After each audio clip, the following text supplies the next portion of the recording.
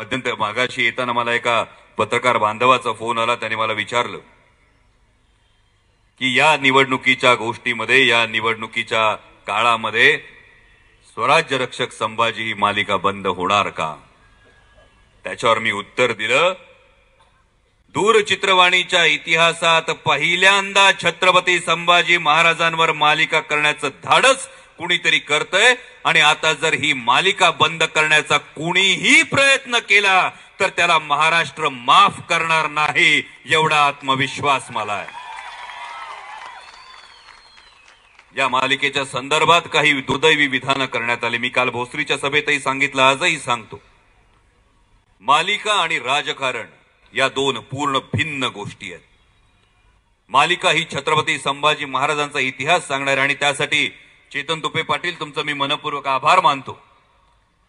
कारण हडपसर विधानसभा क्षेत्रात आल्यानंतर मला कुठेही फ्लेक्सवर महाराजांच्या वेशभूषेत माझा फोटो दिसला नाही. याबद्दल मी तुमचा आभार मानतो.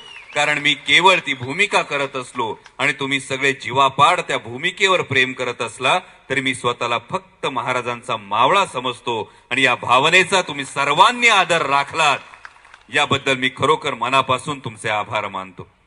या मालिकेच्या संदर्भात मध्यंतरी जुन्नर तालुक्यातल्या एका सभेत एक विधान करण्यात आलं.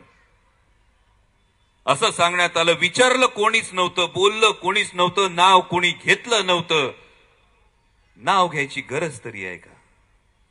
तरी सुद्धा सांगण्यात आलं, मालिकेसाठी मी माझी प्रॉपर्टी सुद्धा विकली असती. आता 450 भाग टेलिकास्ट झाल्यानंतर हे म्हणजे असं झालं, हलगी वाजायला लागली, आखाडा सजला, पैलवान एकमेकांना भिडले, कुस्ती आता निकाली निघणार असं वाटायला लागलं आणि प्रेक्षकांमधून कोणीतरी बळत शड्डू ठोकला, थांबा आता मी पण आखाड्यात उतरतो. कशासाठी? त्यानंतर काल एक दुर्दैवी विधान आलं. एखाद्या व्यक्तीनं देशाच्या संसदेमध्ये महाराष्ट्राच्या जनतेचं 15 वर्ष प्रतिनिधित्व केल्यानंतर इतकं दुर्दैवी विधान जर समोरची व्यक्ती करत असेल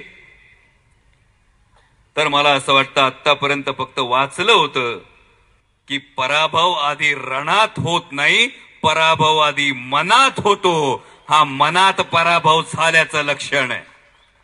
विधान करण्यात आलं की अमोल कोल्हे अमुक समाजाचे आहेत म्हणून त्यांना उमेदवारी. अरे जाहीर कुठे झाली?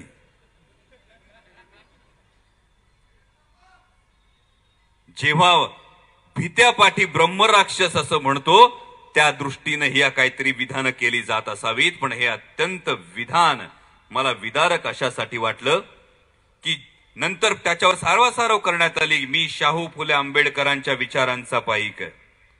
मी शाहू फुले आंबेडकरांच्या विचारांचा पाईक जेव्हा तुम्ही स्वतःला म्हणवता तेव्हा शाहू फुले आंबेडकर यांचं नाव घेत असताना त्यांची विचारधारा तुम्हाला माहित आहे का? राजर्षी शाहू महाराजांनी लोककल्याणकारी राज्य राबवलं. राजर्षी शाहू महाराजांनी, छत्रपती शिवाजी महाराजांनी जे रयतेच्या राज्याची संकल्पना राबवली त्याच्यावर पाऊल टाकत रयतेचं लोककल्याणकारी राज्य राजर्षी शाहू महाराजांनी वापरलं. मग त्यामध्ये पाण्याच्या सुविधा असतील, त्यामध्ये धरणं बांधली असतील, त्यामध्ये शिक्षणाच्या सोयी असतील, त्यामध्ये गरीब विद्यार्थ्यांना शिष्यवृत्ती असेल, त्यामध्ये आरक्षण असेल. महात्मा फुलेंनी सार्वजनिक सत्यधर्म असेल, गुलामगिरी असेल, शेतकऱ्याचा असूड असेल, अशा माध्यमातून छत्रपती शिवाजी महाराजांच्या पोवाड्यातून सर्वसामान्य माणसाला जाग करण्याचा, मनुवादाच्या शृंखला तोडण्याचं काम केलं. डॉक्टर बाबासाहेब आंबेडकरांनी समाजातल्या सगळ्यात शेवटच्या घटकाला आत्मभान आणि स्वाभिमान मिळवून देण्याचं काम केलं. आणि तिघांमधला सामायिक दुवा काय? शाहू फुले आंबेडकरांमधला सामायिक दुवा काय असेल तर तो म्हणजे छत्रपती शिवाजी महाराज. कारण राजर्षी शाहू महाराज छत्रपती शिवाजी महाराजांच्या विचारांवर पाऊल टाकणारे होते. महात्मा फुलेंनी छत्रपती शिवाजी महाराजांची समाधी शोधली आणि डॉक्टर बाबासाहेब आंबेडकर आपल्या कित्येक पत्रांची सुरुवात जय शिवराय असं लिहून करत होते. आणि जेव्हा तुम्ही असं दुर्दैवी विधान करता आणि त्यानंतर सारवासारव करण्यासाठी म्हणता की मी शाहू फुले आंबेडकरांच्या विचारांचा पाईक आहे, एकदा घरी जा, आरशात उभे राहा, आरशात उभे राहून स्वतःलाच विचारा, ज्या छत्रपती शिवाजी महाराजांनी या महाराष्ट्राच्या मातीत 18 पगड जातींना एकत्र करून जाती धर्माच्या पलीकडची ओळख दिली मावळा.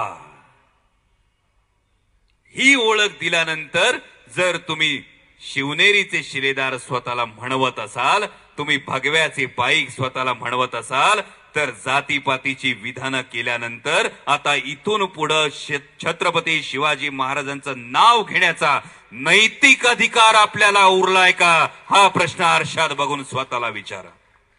आणि कुठं इकडं तिकडं जाऊन विचारायची गरज नाही. अमोल कोल्हेची जात काय? अमोल कोल्हेची जात 3 अक्षरी आहे, मावळा. होय, छत्रपती शिवाजी महाराजांचा मावळा आहे. जो या मातीला आपली आई मानतो, जो या मातीतल्या माणसाचं दुःख आपलं मानतो, जो या मातीतल्या माणसासाठी हाक मारली की प्रतिसाद देतो, तो मावळा. हीच माझी जात, माणुसकी हाच माझा धर्म, देश हाच माझा पंथ. ह्या काय आक्षेप घ्यायचे असतील तर